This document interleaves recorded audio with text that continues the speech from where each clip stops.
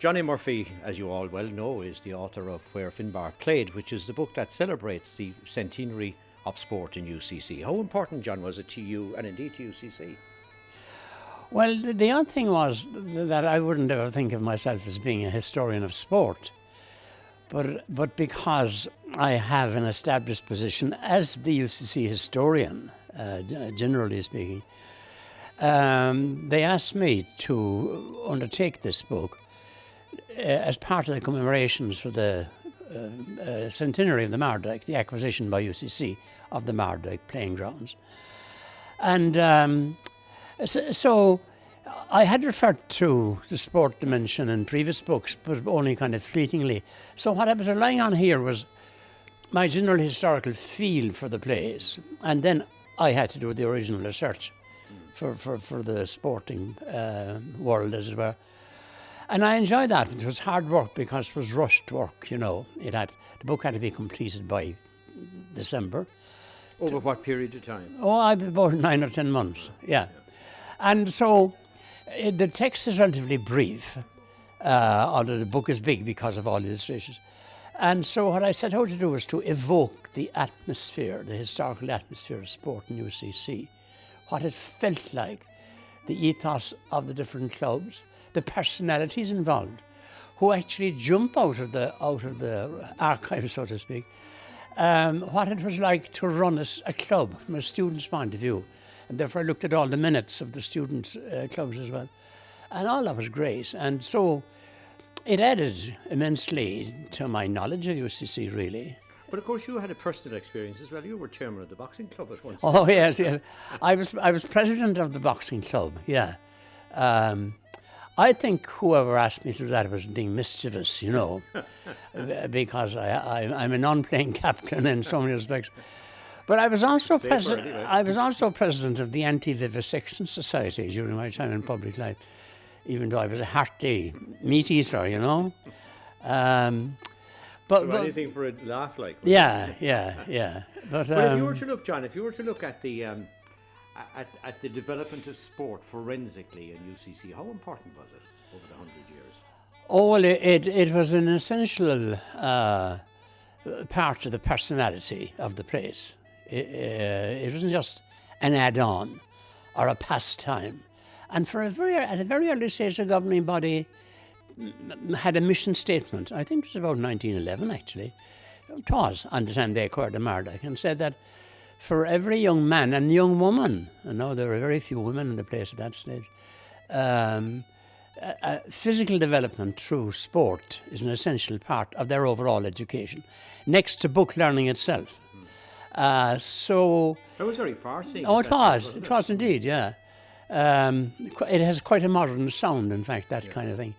So that sense of a holistic education was there from the beginning.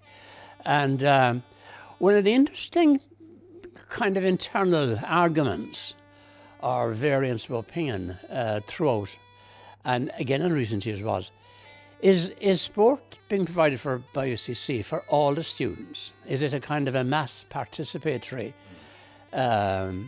movement? Or should UCC be fostering the potential superstars? That came out of reference, for example, there was an argument about the swimming pool when it was being developed around 10 years ago. There were those who wanted it ambitiously, an Olympic-sized pool. 50 metres. But they were for and against that as well. But there were others as well, I think the majority, who say, look, we're providing sport for the ordinary student. You know, it's part of what we give him, what he gets for his money, so to speak.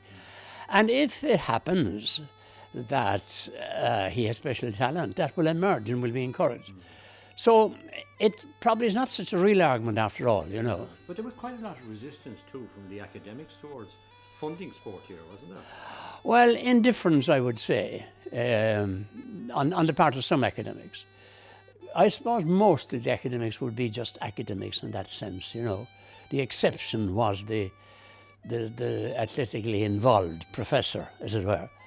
But then there were very influential people in college who were very much behind sport. Take someone like Jim Hurley, who was the UCC secretary from 1942 to his death in 1965. And He was enormously important because he had a personality. He had been a hero of the revolution, so to speak. He was an immensely talented player himself, both in hurling and in football. And he jumps out from the book. He's in several illustrations, not deliberately on my part, but he's just, you know.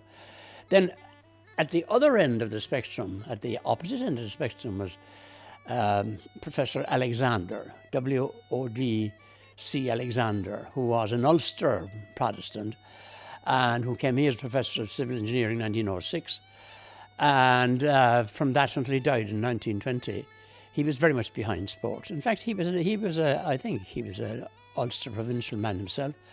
And he played as a young professor with the students. And these two totally contrasting personalities emerged from the whole thing, you know, and were very influential in their separate ways on securing money and resources and so on for sport. Well, no, Johnny, if you look back over 100 years and you look at the mission statement that you talked about a moment ago, has it been fulfilled? Oh yes, I would say so. Yes, I would say so. And today, the whole emphasis now in the Mardyke is on development of the student, making all facilities in an extraordinary variety of sports available to the students. That's the one thing that I suppose grew as time went on, the proliferation of student clubs.